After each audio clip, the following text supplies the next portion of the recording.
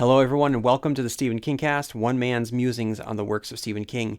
Each week, I will review one entry in the bibliography of Stephen King in the chronological order of publication. And this week, I get to review Mike Flanagan's adaptation of Stephen King's 2013 novel, the sequel to one of Stephen King's earliest books, whose original adaptation is considered not just one of the greatest horror movies ever made, but one of the greatest movies, period, ever made. This movie that I'll be reviewing today, of course, is Dr. Sleep. And guys, I'm very excited to talk about it. I almost said excited because that's how my daughter says the word excited. So I'm very excited to talk about this movie today.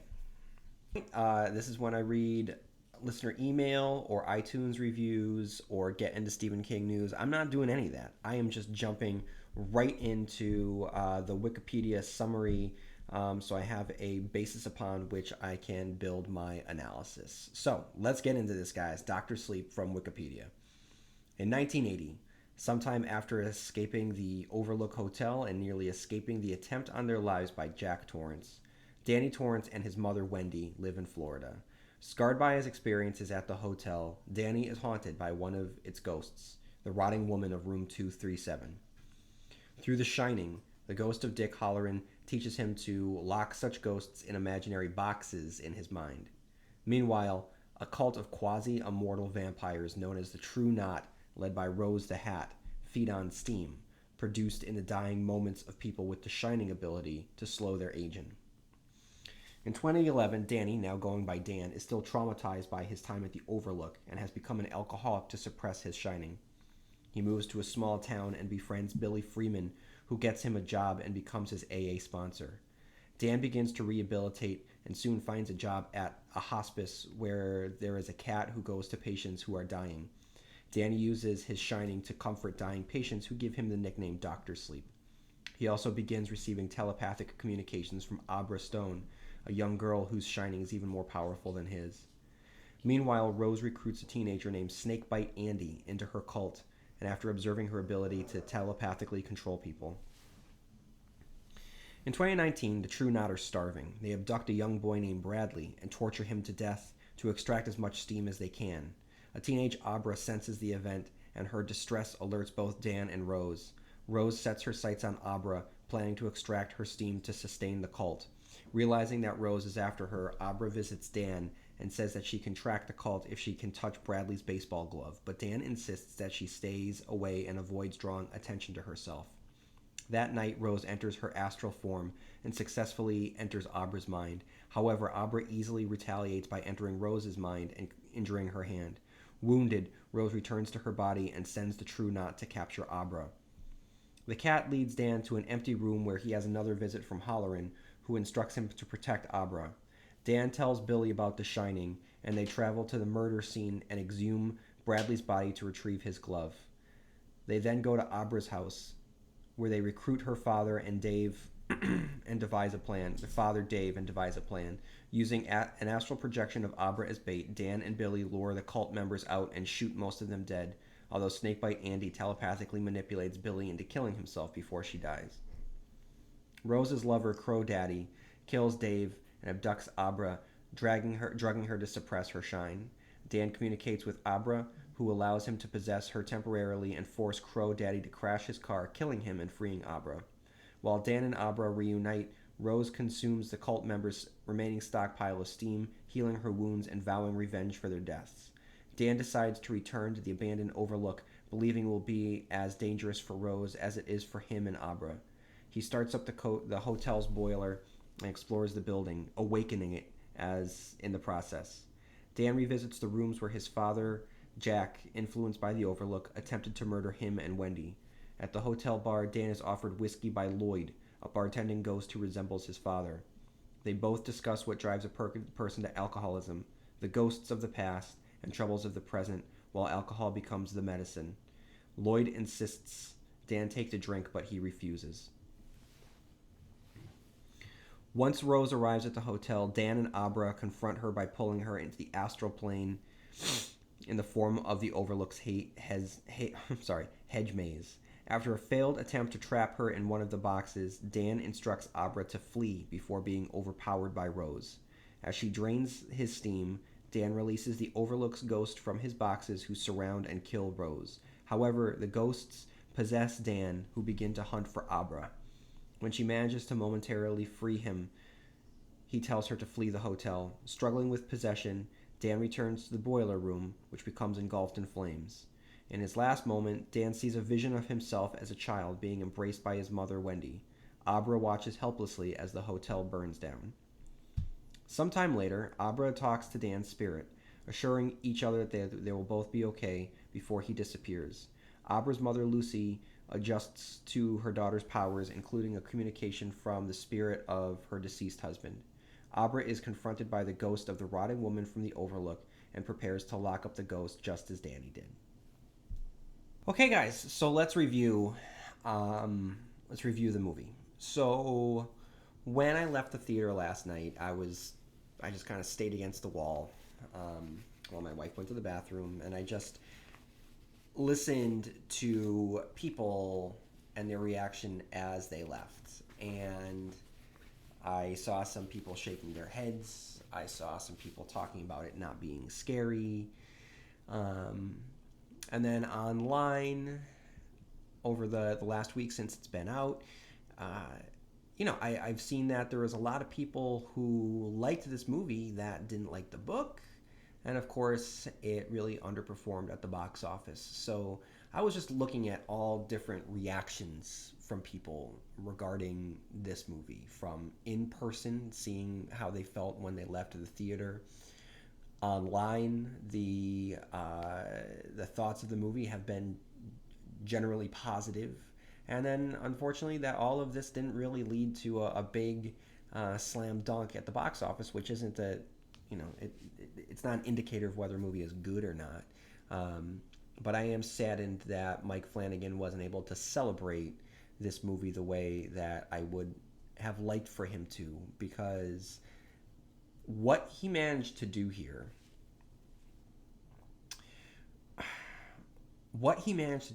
was something truly remarkable. Because from the second I saw the original trailer for this movie to the time I stepped into the theater, I wondered how Mike Flanagan was going to be able to manage adapting a book that most King fans hate, that also happens to be a sequel to one of the greatest films ever made. That takes a big pair of balls to acknowledge that and make this movie. And he did it. He made a really good movie that works on multiple levels, even if it might not be recognized or celebrated in its time. There's going to be a lot of love for a long time about this particular movie.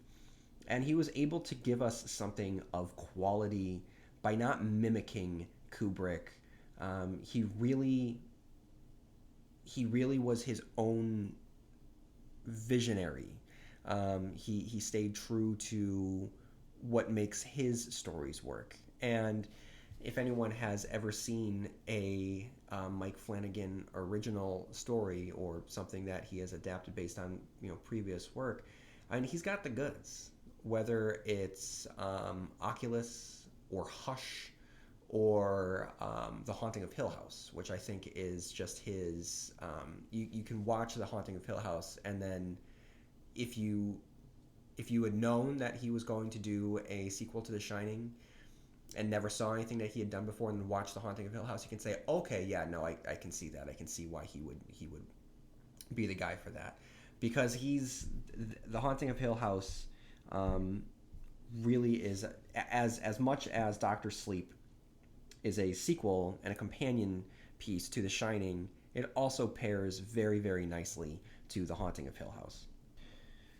What we get is a movie with incredible craftsmanship, impeccable staging, shots, performances, and quiet scenes. It's a long movie, and there's a lot of plot.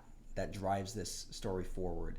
And there's some scares, um, but Flanagan understands that he also has to deliver those quiet character moments that, I'm going to say it, make the story shine.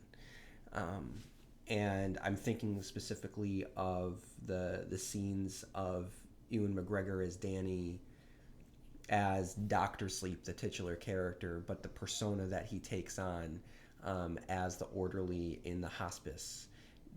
There are, I think we see two scenes where he guides someone into death, and it's beautiful. I'm going to go more into this about the function of his role as Doctor Sleep in this book later on, actually very soon. But I just want to acknowledge that this is a story that is about ghosts. It's about hauntings. It's about us being haunted by our past, and how those hauntings get in the way of us being able to live our best selves and overcoming those ghosts. And for all of this talk of living and ghosts, to have a character be able to look beyond life and help people past the pain of what life brings and help guide them into the next step. There is an elegance, and I'm going to get to the word dignity. There is a dignity there that I think I think it was really well done in the book, and it's very, very well done here.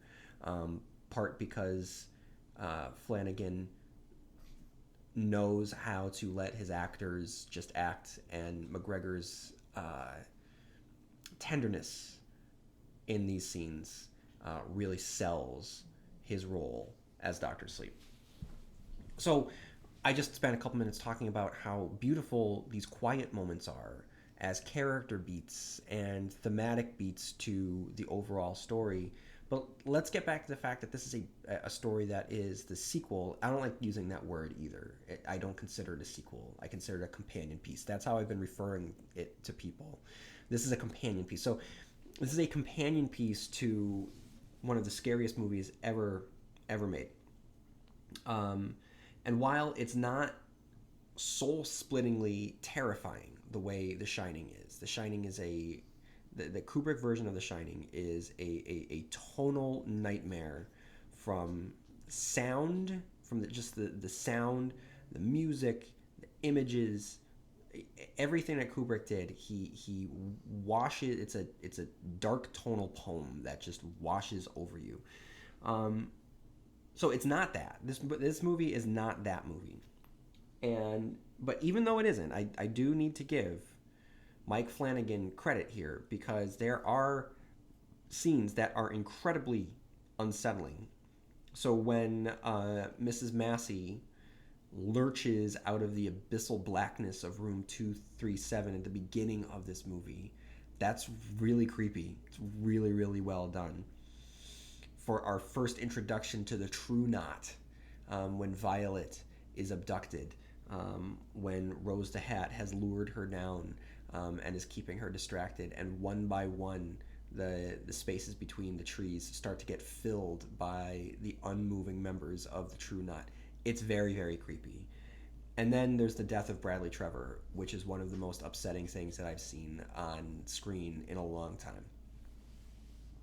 Partially because of just the content, the book, the scene in the book is very hard to read, and it's not any easier to watch in this movie, and in part because Jacob Tremblay does such a good job at selling the pain of his death and the terror, but all of that coalesces into incredibly terrifying and soul-crushing moments that shows that if Flanagan had wanted to create a movie that was pure horror, he could, but that wasn't the intent of his vision as writer-director. Also, the dude wrote and directed this. This wasn't by committee.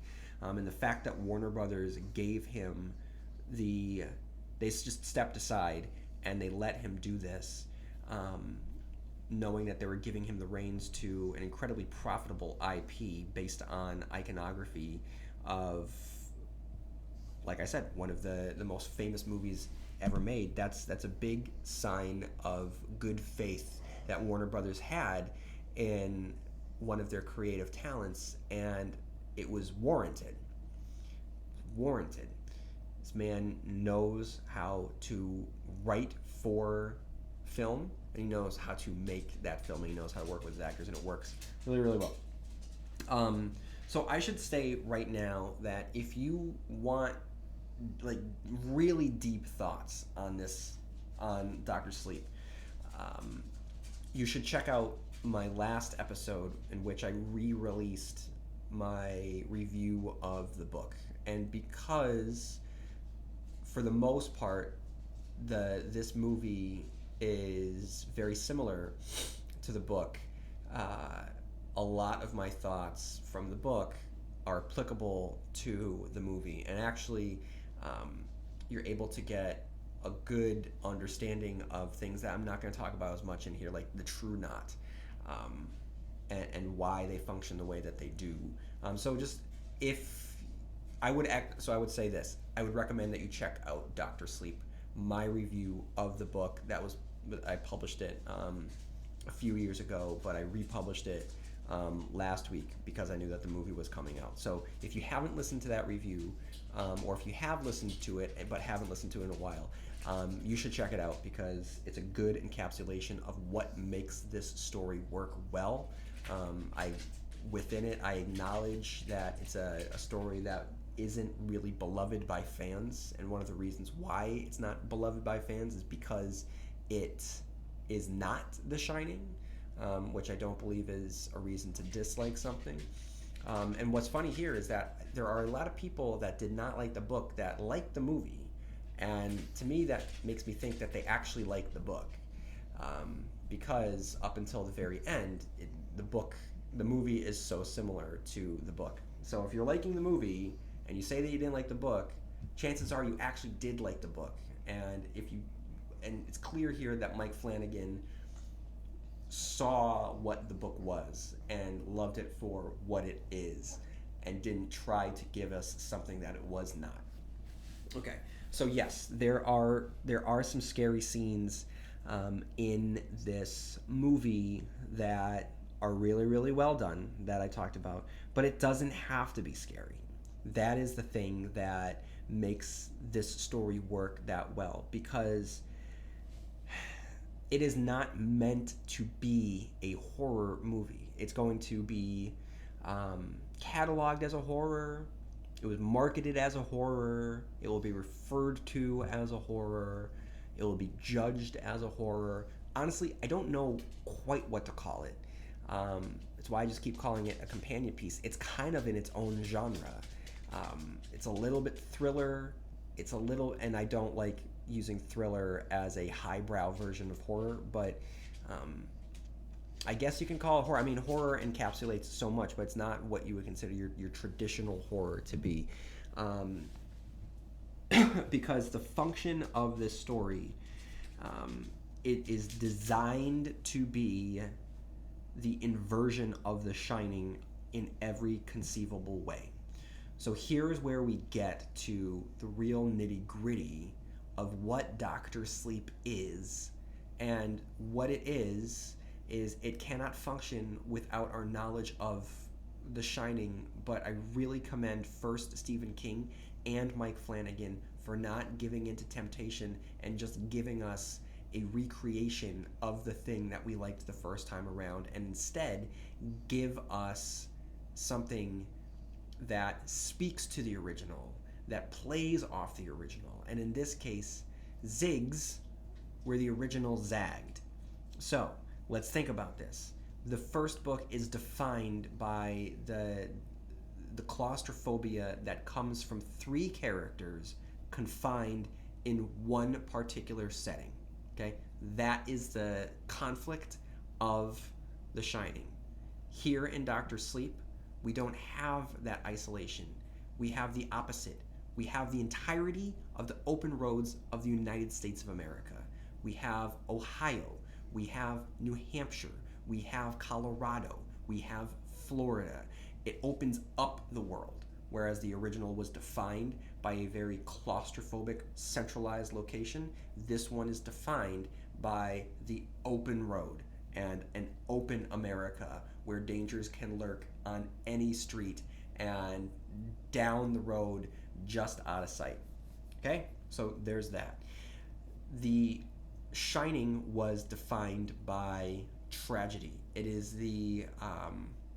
we watch this family completely get torn asunder and corrupted, and it disintegrates before our very eyes. It's a tragedy, okay? Whereas The Shining was a tragedy, Doctor Sleep is a triumph, all right? The Shining was the fall of this family, and the Doctor Sleep is the rise of the family. The family in this case, just it's being the resurrection and the triumphant reclamation of his soul by Danny Torrance. The family component is more literal in the book. So in spoiler alert for the book, but in this movie, Abra is calling Danny Uncle Dan, right? And that's part of their joke to sort of, make it seem as that the relationship is not creepy, right? But in the book, it is literal. There is a reveal in the third act that Danny and Abra are related, and Danny is in fact her uncle because Jack had an affair prior to the events of the Overlook, and just due to the Stephen King supernatural forces, the way that things work in his books, there's always a convergence of these sorts of things. It's the coming together of the white. That's the term for it, where the characters are able to come together to combat some sort of evil.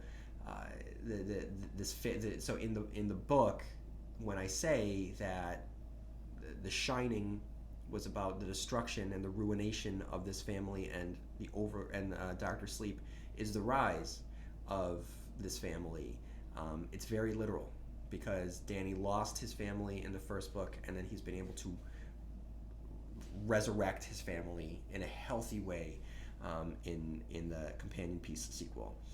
In The Shining, we have inhuman monsters that exist only to terrify, and they are monsters for a child's story. They are boogeymen without pathos or want other than to scare you and to prey on you.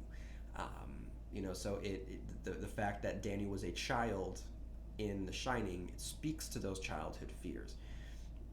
And in Doctor Sleep, we don't get that. We have more human monsters here. So we had inhuman monsters in the first one, and then here we have very human monsters with complexities and their desires, and we spend time with them and we understand how they work, even though we don't agree with what they're doing. They have their own version of love, and they have their own needs. And I mean, Rose is shopping in a grocery store at one point. That is purposeful. That is absolutely purposeful, because we are given a humanistic antagonist, whereas the first one had inhuman antagonists.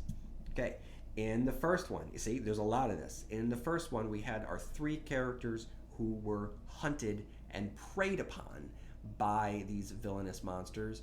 And in Doctor Sleep, we have our main characters not being the hunted. Really, they're always at a position of power, and they, in fact, are the hunters. All right, and it goes back to this being triumphant. All right, this is a celebratory reclamation of power and identity, and taking control of your own life and weaponizing your trauma against those that want to do you harm. So this is celebratory. Okay.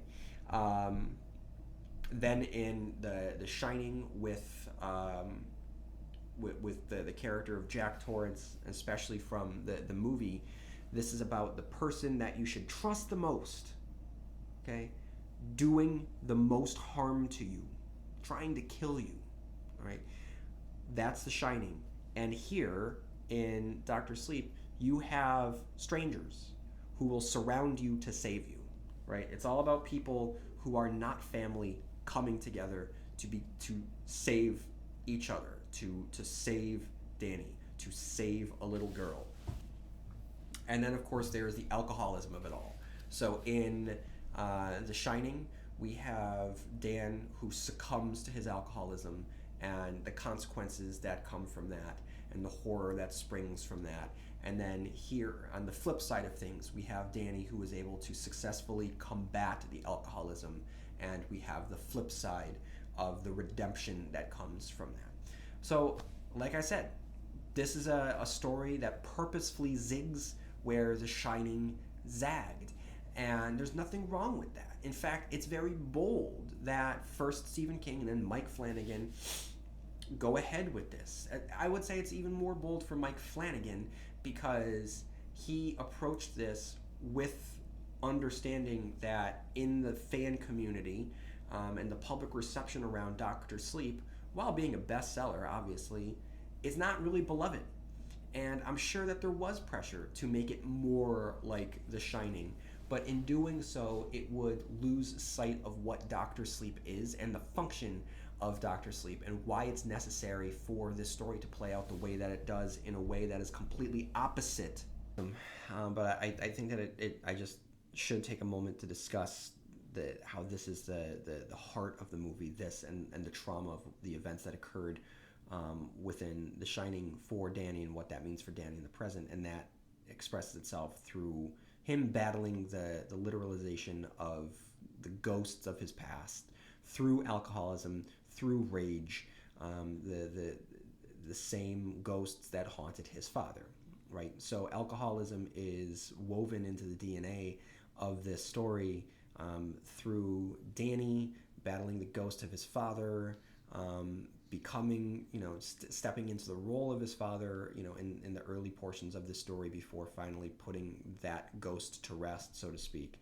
While simultaneously we have the True Knot, who are addicts. That's what they are.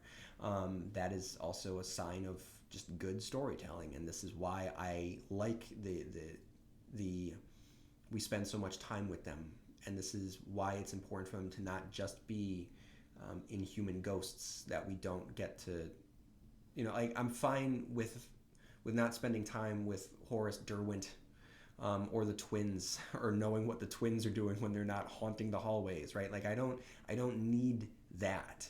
We had that, but now in Doctor Sleep, I'm glad that we get characters, villainous characters that we spend time with to watch them through their addiction, and that's what they are. They're addicts.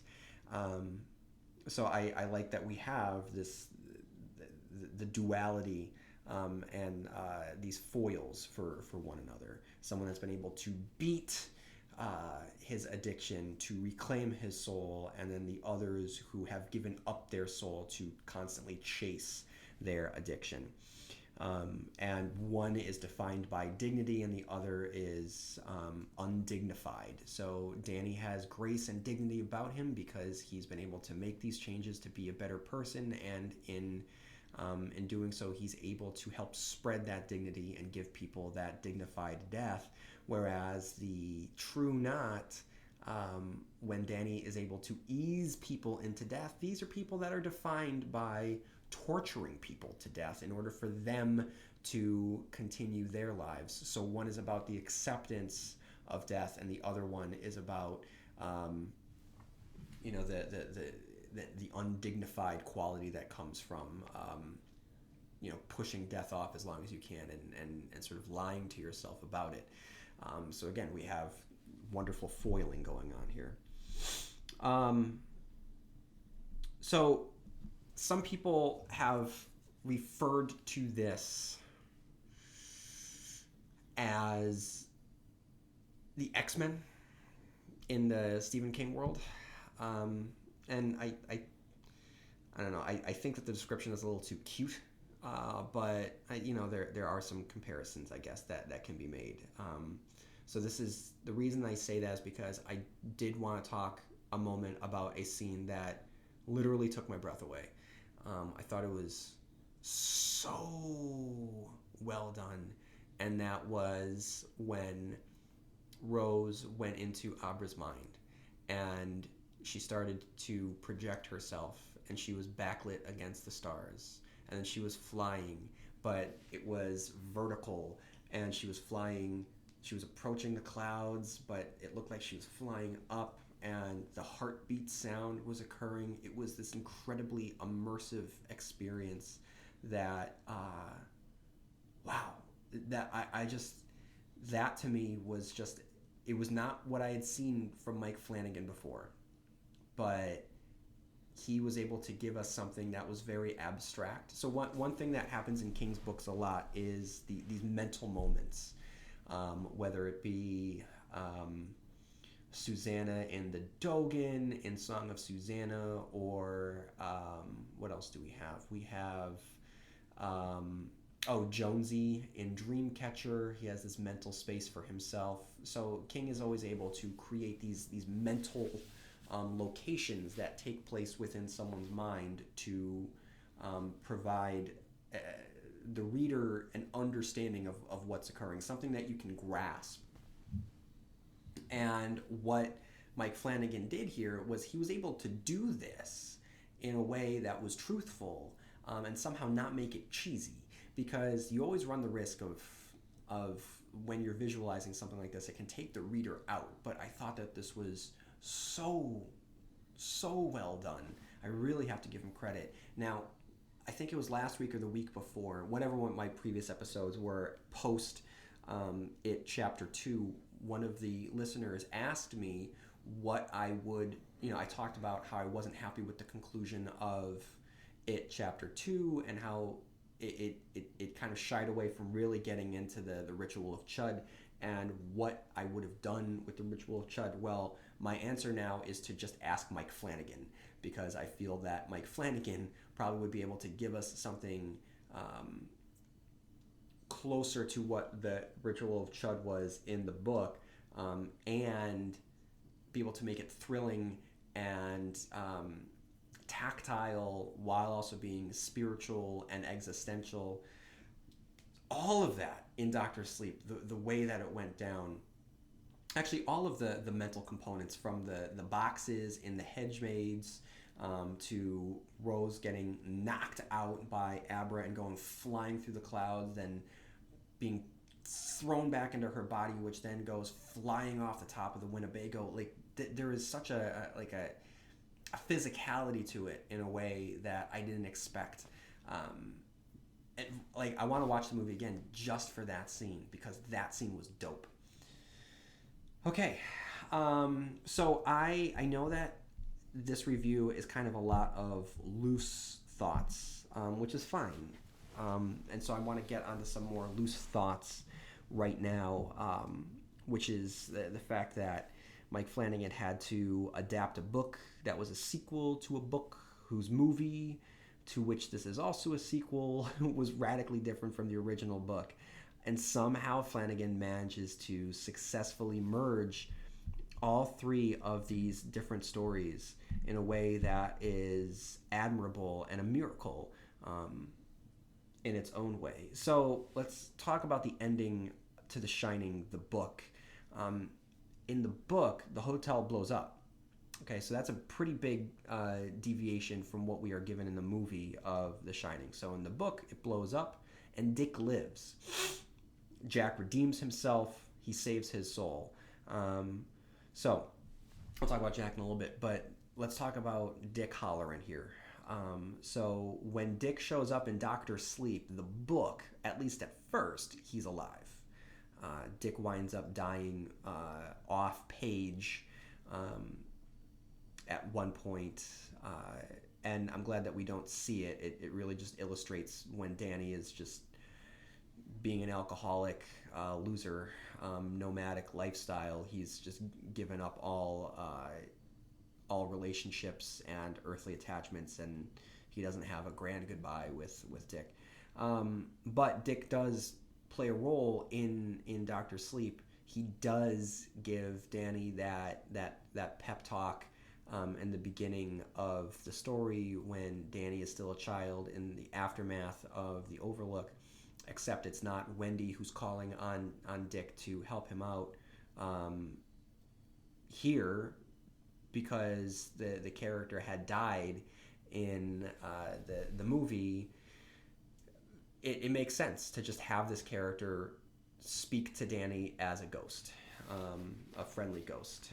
And Dick here being played by Carl Lumley, where my Martian Manhunter fans at. And he does a really, really good job. I'm actually going to get into the casting a little bit, so I don't want to get too ahead of myself. But I thought he was great as Dick Halloran. Okay, Jack Torrance.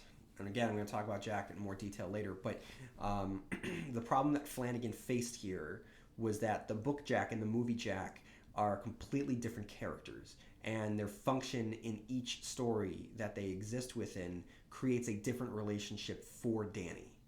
All right, so the Danny from Doctor Sleep has a much, much different relationship and memory of his father than the movie Danny of Doctor Sleep, played by Ewan McGregor, who is haunted by the ghost of Jack Nicholson at his craziest performance. So this was also something that Mike Flanagan had to somehow reconcile, and I will get more into that.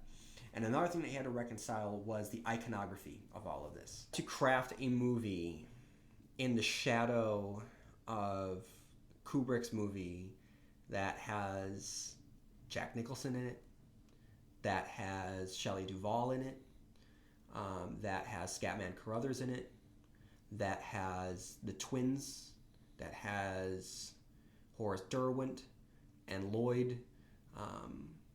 So, I mean, there's the images and the performances that we received in that original movie have been imprinted on our pop culture collective memory since the movie was released, 40 years ago? So there is a massive uphill battle that Mike Flanagan has to climb in order for him to tell this story, because he can't tell in a vacuum. He needs to do something here. So he was presented with two options. One option is to go the digital route and do performance capturing sort of thing. He could do something along the lines of what Marvel does, where they de-age actors. We saw that with Michael Douglas in the Ant-Man movies, with Kurt Russell in Guardians of the Galaxy, with Nick Fury and Captain Marvel, and I guess it just happened in Terminator Dark Fate. So that was an option, to digitally de-age actors, or you could have it a complete CG rendering, like Gemini Man that just came out. But Flanagan decided not to do that. Flanagan believed, if I remember the interviews correctly, that it would be too off-putting for what he was attempting to do with his story, and it would take people out of the scene. And I agree with that. I do agree. I think that it's one thing if you're watching an action movie or a comic book movie or a sci-fi movie where there's a suspension of disbelief on a different plane of entertainment, where you can see an actor play a younger version of him or herself. Your expectations and your emotional responses are not attuned to the storytelling experience the same way that your expectations and your emotions are attuned to a horror movie. And it probably would lessen the blow of the horror if you were just watching a technical achievement and knowing that it is a technical achievement and saying, oh wow, that looks like a really young Jack Nicholson. Hey, did you know that Jack Nicholson came in and he filmed his scenes and they digitally de-aged him? Because that's what would be going on in your mind as you were watching it. So it would create a barrier that would be filled with movie making know-how that would get in the way of watching that if he had gone with a with that particular special effect option. Instead, what he did, and this is a difficult choice that he had to make, he had to cast actors for these iconic roles rather than digital performances. But between this and The Haunting of Hill House, Mike Flanagan has demonstrated that he has a knack for this.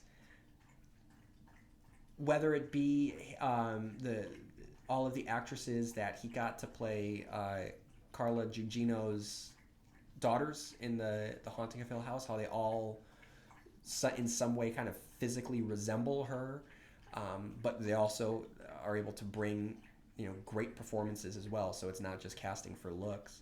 To the I every now and then, like I'm not joking, but every now and then I will just be sitting somewhere or doing something or grocery shopping or sitting at my desk or whatever, raking my yard, which I have to do again later. Yo, listen, I spent 10 hours last week going at my lawn, my front yard and my back lawn. I got my leaves done. That yard was clean, okay? And that wasn't the first time this season. All right, I had already done my backyard twice. I already did my front yard twice. But this was the bulk of the leaves. 10 hours. 3 hours on Saturday and 7 hours on Sunday last week to do leaves. Leaf free, okay? They're back.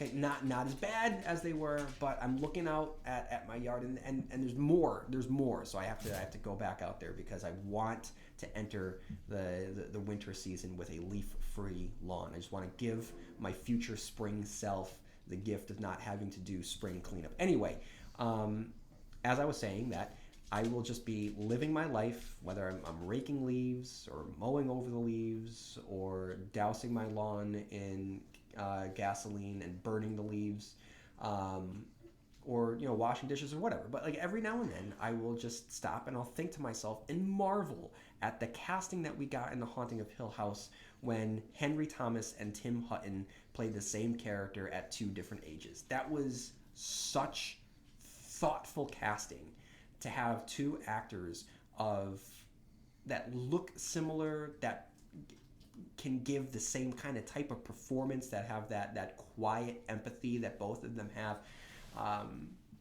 He is good at casting, and he is good at match casting for different roles. And so he did it again here, giving us Carl Lumley as Dick, and having it not mimic.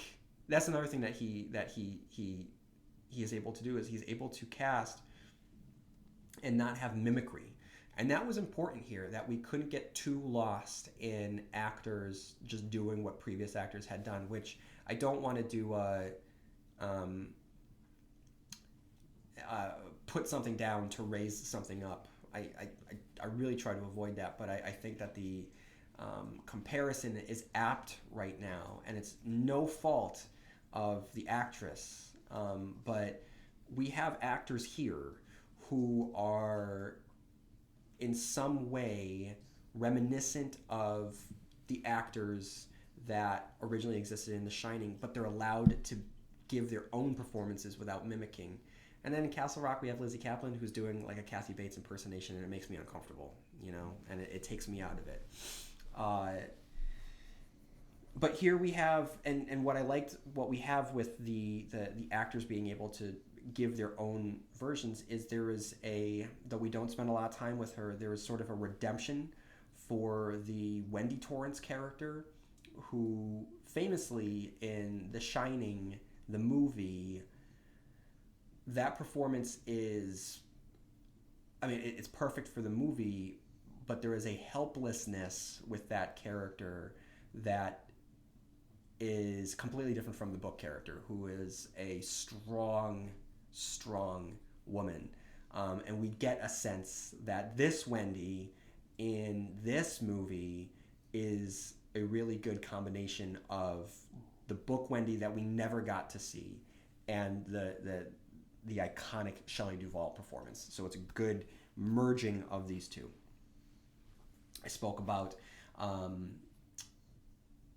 Carl Lumley, the child that plays young Danny.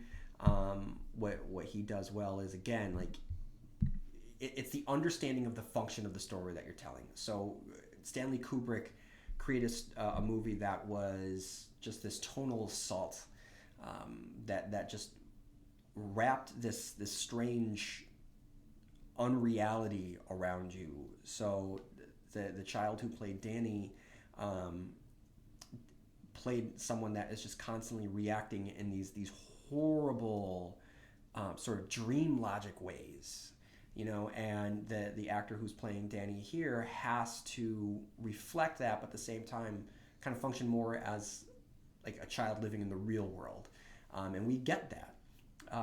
Okay, and then we have let me talk about Jack Torrance.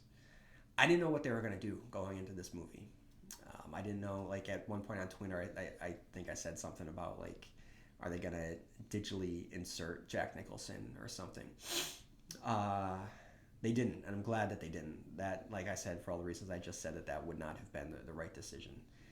But when Ewan McGregor goes to the bar in the Overlook, actually, let me back up. Let me talk about the ending, the ending here, because it's worth talking about, because leading up to this, for the most part, everything is very, very similar to the events of the book, and the ending is a major departure. So the ending of the book, I think one of the things that I had mentioned in the podcast actually was that I had wanted a more overt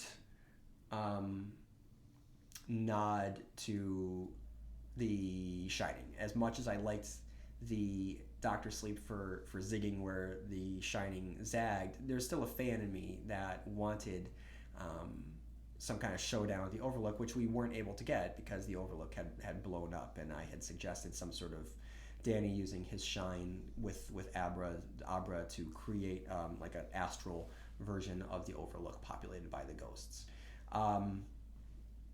And this is what we get. Like, it's crazy that Mike Flanagan read my mind using his own shine and was able to give me what I had wanted. I don't know if it's what I should have gotten, but I know that I had asked for it when I read the book, and Mike Flanagan gave it to me. And what is crazy about this is that until the point when Danny enters the Overlook, Danny is functioning in an adaptation of a Stephen King book.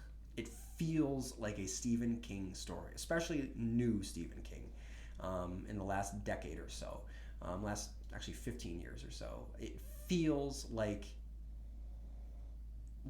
it really mirrored the reading experience that you get with Stephen King. It had the rhythms, it had the beats, it had the cadence, it had the heart, it had the character interactions. It had the confidence and capable characters being able to combat, good alliteration, the villains, which we get a lot more of in our in new Stephen King stories. But the second that Danny walks into the Overlook, he steps out of a Stephen King story and he steps into the Kubrick version. So, since the release of The Shining, the movie, there has been a war, a pop cultural war between the two versions of this movie. And Stephen King has been on the front lines of this war, just lobbing grenades at Stanley Kubrick for what he believes. He doesn't like what Stanley Kubrick did to his story. So it's been discussed to death. I discussed it myself in my review of the Shining, the Kubrick version, and I discussed it in Doctor Sleep, the book review. But Mike Flanagan had to reconcile this, and he did. He somehow managed to be able to give us a Stephen King story and then be able to give us the Kubrickian version at the same time, without it being like slavishly homaging to Kubrick. It I don't know.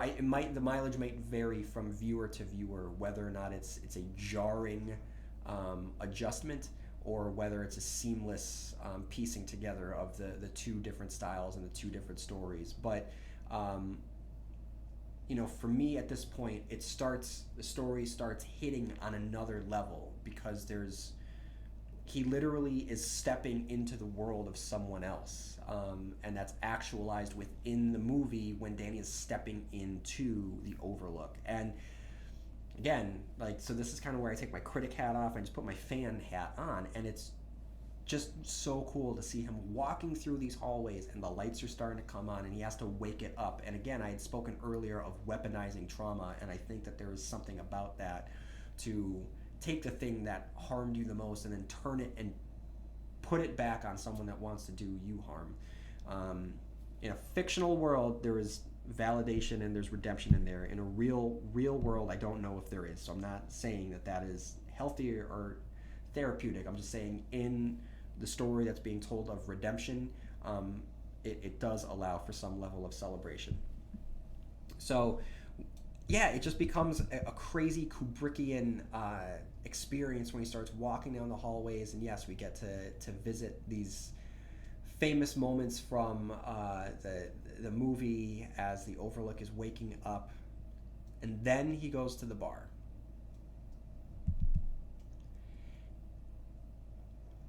And we don't see the bartender at first.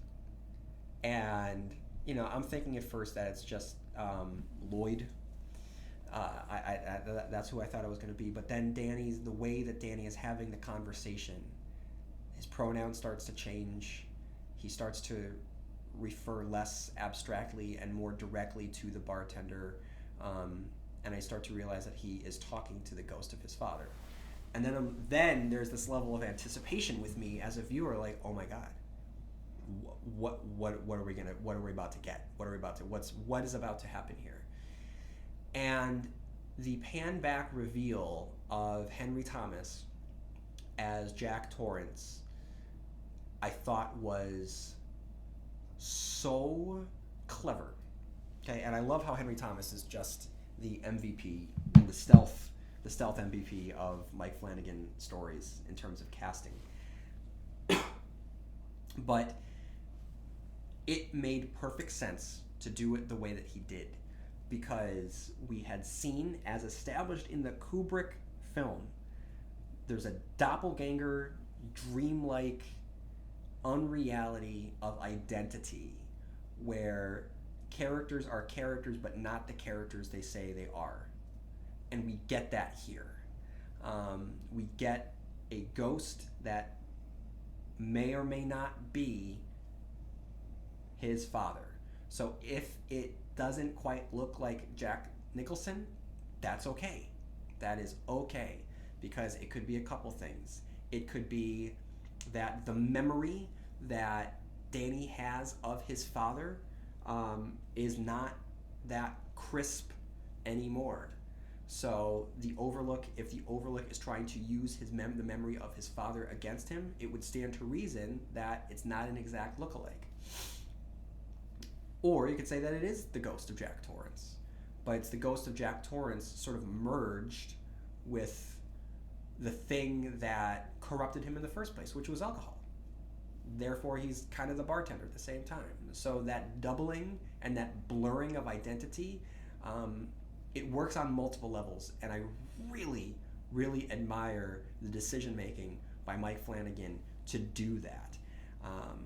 And again, it was a performance that was itself and allowed it to be itself. Kind of had some echoes of Kubrick and Jack Nicholson, but it wasn't this distracting mimic of the original performance. But that, to me, was so... As a fan, I was really excited, and then I just really had to give him credit for going there and doing this. It was a really good way to go about it. And then, on top of it all, once Danny is able to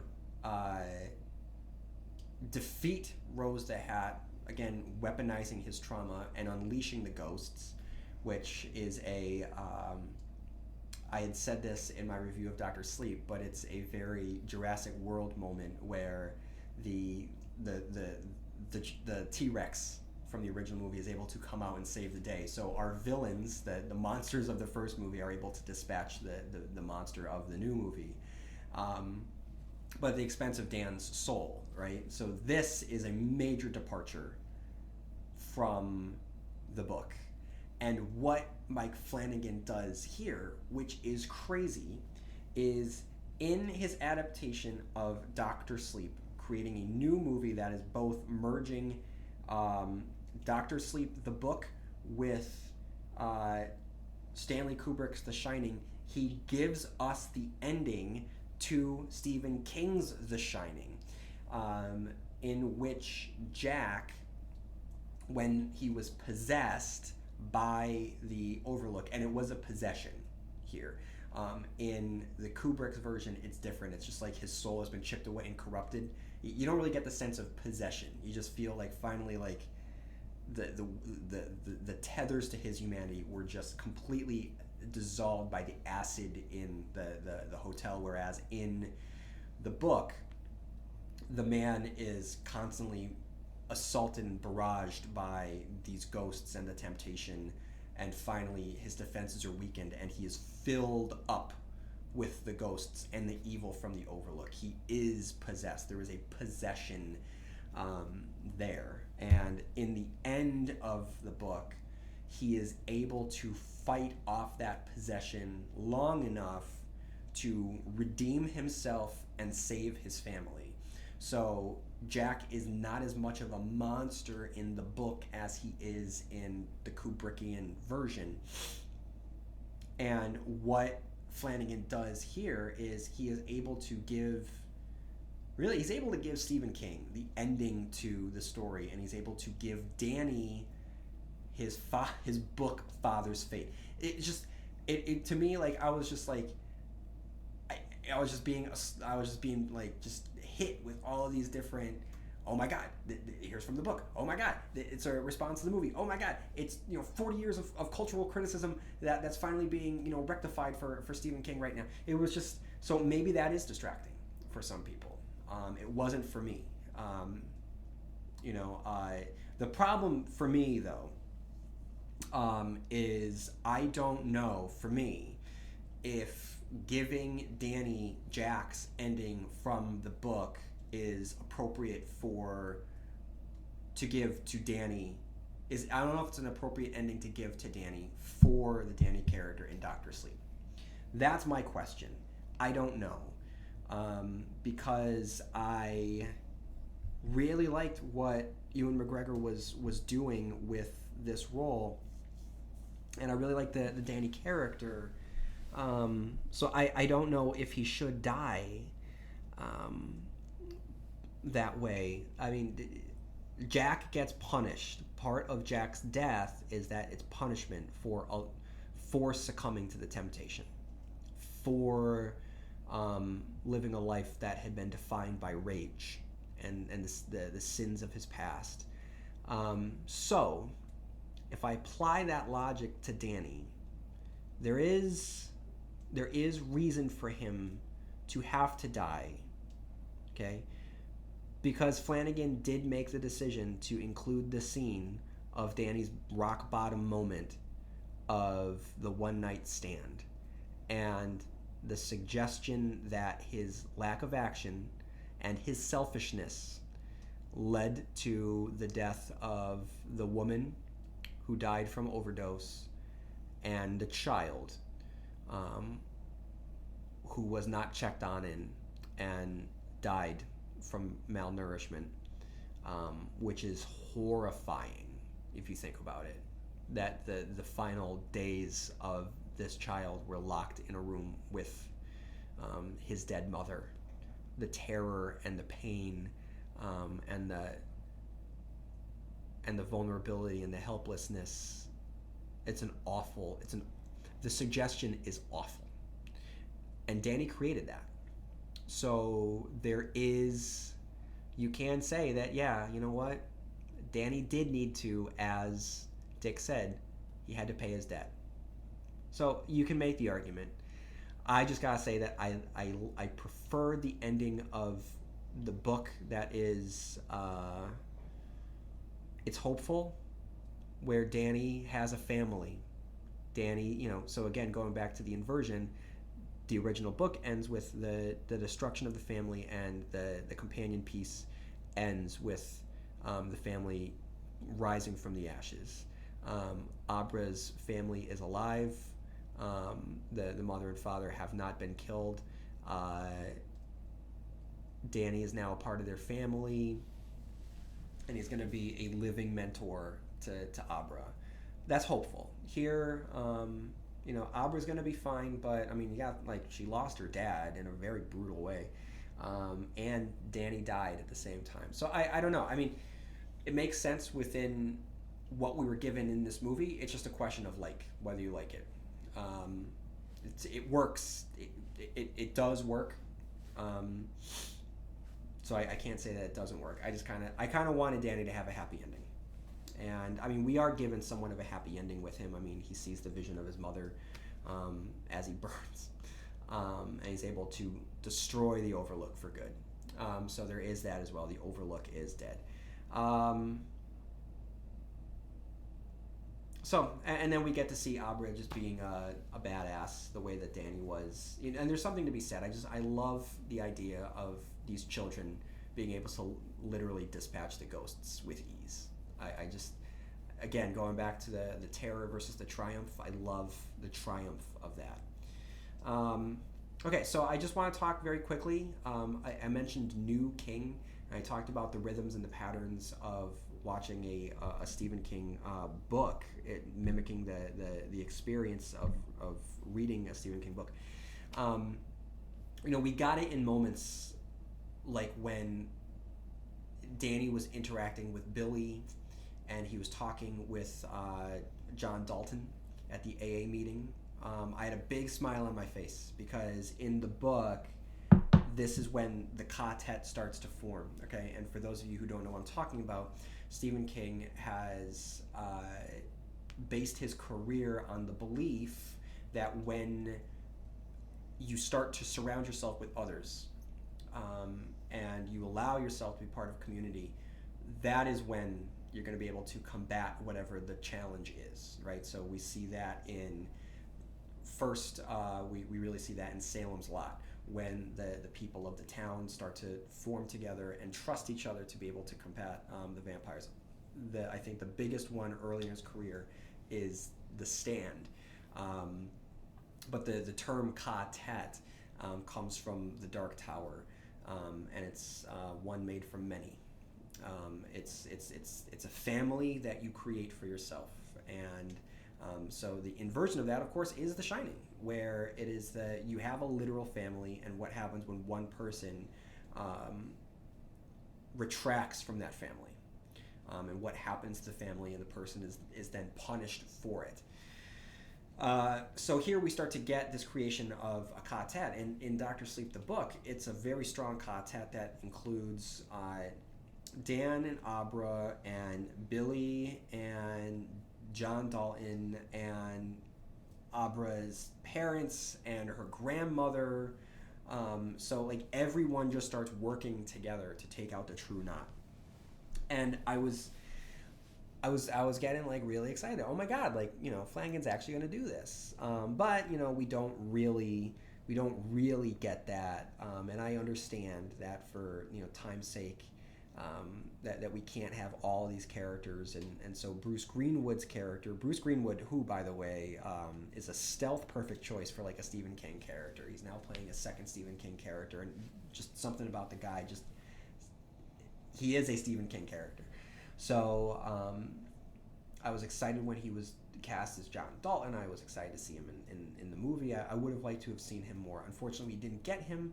But what was cool was that he was able to function as an Ullman character to play against Danny in Danny's redemption story of Jack.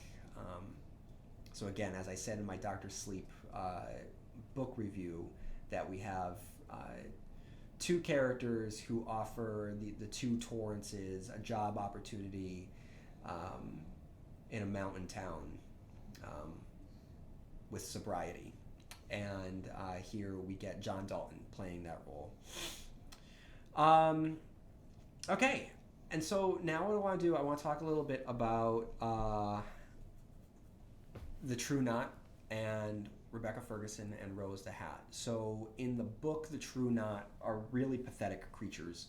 They are parasites. They are presented as really kitschy. King really plays up the imagery of them in just wearing sweaters that you'd get from gas stations on turnpikes, with novelty hats, just kind of looking like the harmless elderly that you see in like McDonald's at a turnpike, right? And King does a really good job with this description. And Flanagan does away with all of that, and leaves behind the carny nicknames, and it's a weird blend of the two. I don't know if it works as well. So in this case, I don't know if Rose the Hat, something gets lost in translation, I should say, because you strip away all of those kind of carny elements, but you leave just this one. I think that it kind of becomes a little goofy, or at least runs the risk of being a little bit goofy. But with that said, I had problems with Rose the Hat. The book character, when I first read the book, I thought that she was cheesy, but she has been completely redeemed by Rebecca Ferguson's performance. How do you follow up The Shining, knowing that you are going to have to play the antagonist following a movie that has one of the most memorable performances of all time with Jack Nicholson, and you're going to have to be the bad guy in its sequel? How do you do it? Rebecca Ferguson said, I don't care. I'm just going to be Rebecca Ferguson and kick ass. And she did. She was alluring and vampiric. She was wily and intelligent, incredibly charismatic. And she just owned that role. And I just want to take that moment to give her props, because she was great. Ewan McGregor, of course, was, when he, knowing that he was going to be cast as a recovering alcoholic, it was, you knew that he was going to do well with the part. And he did. He was great. And Kylie Curran as Abra was awesome. And one thing that you love about the Abra character is that she is tough, and she's not scared. She is, again, the inversion of Dani from The Shining. She is, she's more in possession of her life, and she's just not going to have anyone terrorize it. She's going to put them on the ropes. It was great. Okay. So guys, let me see. I have been talking for about an hour, and so what I am going to do now, I'm just going to say this. I think this movie is going to be celebrated for a long time. I think that it will have a second wind, and it will have its second life later down the road. Unfortunately, it wasn't now, but I know that Stephen King and Mike Flanagan, I read that they were talking about their next project together. Also, there has been some discussion that Warner Brothers already greenlit something called Halloran, which would be a prequel to The Shining, that Flanagan, I don't know if he would write and direct, I don't know if he would just produce. I don't know if that's going to happen now that the box office wasn't so great. And personally, I don't need to see that. I do want to see Mike Flanagan tackle more Stephen King stories. And the one that is coming to mind, I put this out on Twitter, what story do you want to see him do? The one that keeps coming to mind over and over and over again is Doomakey. And I've been thinking about that book a lot since I last read it. I famously did not like it the first time I read it. The purposes of the podcast for rereading it again, I really enjoyed it. And since then, it's been something that has been on my mind a lot. I find it haunting. I find it heartfelt. I find it tragic. It is sweet. Um, and I think that it speaks to the things that Mike Flanagan is able to do very well. He is able to give the horror and the heartfelt, and to be able to, and he's able to create setting and tragedy so well. And all of these things are in the ingredients for Duma Key. So I would love to see that. And the Radio Mike, I think, is the character's. So in Duma Key, Edgar, the main character, is a family man who unfortunately undergoes a horrible accident. And make a long story short, there's a divorce, and he has to start over. He has to start his life over, and he goes to Florida. And he's living in this house on the beach, and he befriends a neighbor, and so much of the story has to do with just their friendship. But the character is memorable, and he's great. Mike, I believe his name is. But he would be played phenomenally by one of the members of the True Knot. I should have looked up the actor's name. I can't think of his name, but he's one of the members of the True Knot in this movie. But he was also the caretaker in The Haunting of Hill House. I think that he would own that role. And I think about that particular, going back to The Haunting of Hill House and how much time I spent thinking about it. But that's another example where I just think about the 8-minute monologue that actor delivered in The Haunting of Hill House. And it was beautiful and captivating, and I really like that actor. I think that he would do really well in that particular role. So I think that Duma Key, if Flanagan doesn't give us Duma Key, I will be upset, because now I've gotten my hopes up. I think also he would do well with Bag of Bones. I know that there was a Pierce Brosnan Bag of Bones on A&E, maybe, back in the early 2000s. I did not see it. But again, knowing that Flanagan does a really good job with the ghosts, the metaphor of ghosts being our trauma that haunt us, he would do well to do Bag of Bones. I think that a quiet, introspective look at Dark Score Lake, where one man is trying to overcome his grief while at the same time trying to have this town and this place overcome its historical grief, is something that he would do very, very, very well.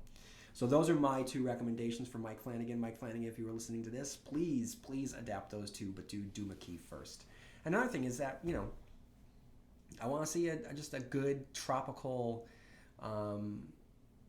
Floridian Gothic pirate ghost painter artist story. I want to see that. I want to see that done by Mike Flanagan. Okay, guys, now it's time to talk about the Easter eggs. And Easter eggs there are. So, when spoiler alert for Gerald's Game on Netflix, which you can see, also written and directed by Mike Flanagan, there is a line delivery by Bruce Greenwood, that the perfect actor for a Stephen King role, who plays Gerald. The ghost, or mental interpretation of Gerald, is talking to Jessie, played by Carla Gugino, and he utters the line and just sticks it in to the dialogue that he's giving. He says, all things follow the beam. And when he said that, I nearly spit my drink out. And no one dwelled on it. He just said it, and he kept on going. And I said, oh my God, Mike Flanagan. That was such an amazing Dark Tower reference. I couldn't believe it. To hear that uttered out loud. He did it again. To have Dick Halloran, once he started talking about how things come around, I like started getting excited. I knew he was gonna say. I even if he wasn't gonna say it, I knew that in that moment it was still a Stephen King Easter egg because it was referencing the primary theme that Stephen King has um, worked on and analyzed and explored for the entirety of his career. So when Dick Hallorann is talking about things coming around, and then he says Ka is a wheel, and it all comes around again.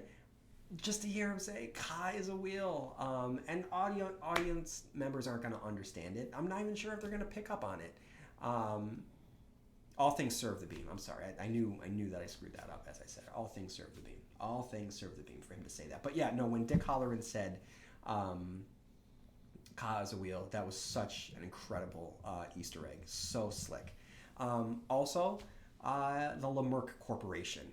To have that be the place where Bradley Trevor is brutally murdered. Horrible scene. But the Lamerck Corporation is one of the subsidiaries of North Central Positronics, or vice versa. North Central Positronics is a subsidiary of Lamerck Industries. All these evil shell corporations doing the bidding of the Crimson King from the Dark Tower stories. So this is like crazy stuff. I mean, those are some major deep cuts that just make me so happy. And then there's, of course, the Bradley Trevor. His baseball number is number 19, which is an unlucky number for Stephen King characters. Again, so we have a couple. We now have 3 Dark Tower references. And then in Abra's bedroom, there's an A above her bed, but there's a balloon animal right in front of it that it's not supposed to be a K, but it's kind of in the shape of a K, and together it spells the word Ka, which again is another reference. And then in the conclusion of the movie, when Ghost Danny is talking to Abra, he says something like, "You're one of the good ones. You know how to stand, or you know that you should stand." Like, or some he basically said something along those lines. And I bring this up because what he's doing in that moment, it's not just a shout out to The Stand. To me, it's him demonstrating an understanding of the point and the message of The Stand, which isn't to fight evil. It isn't to take it to the evil or the bad guy, or to crush them, or it's just to stand and say no. And that message is reiterated here. And again, it's just another example of how just Mike Flanagan gets it. And when he is in control of, well, really anything, any one of his own works, but especially if he is holding a Stephen King property, I just know that I'm going to be able to get that feeling of when I read a Stephen King novel, except he's going to be able to translate it perfectly in an audio-visual format. And he did it in ways that I can't even begin to truly comprehend with Dr. Sleep. To be able to honor Dr. Sleep, the book, while at the same time honoring Stephen King's The Shining, while also honoring the Kubrick version, and balancing all of this together into a seamless package. It's truly remarkable, with incredible visuals in it. I was incredibly impressed. I really enjoy this movie. All right, everyone. So that's all that I have for this week. If you have any thoughts on Dr. Sleep, write into stephenkingcast@yahoo.com. You can follow me on TikTok, Blue Sky, Instagram, and Facebook. And if you have any time on your hands, please leave a review on any of the podcast platforms that you use to listen to the Stephen King Cast. All right, everyone. May you have long days and pleasant nights, and I'll see you here next time where MOON spells Stephen King Cast.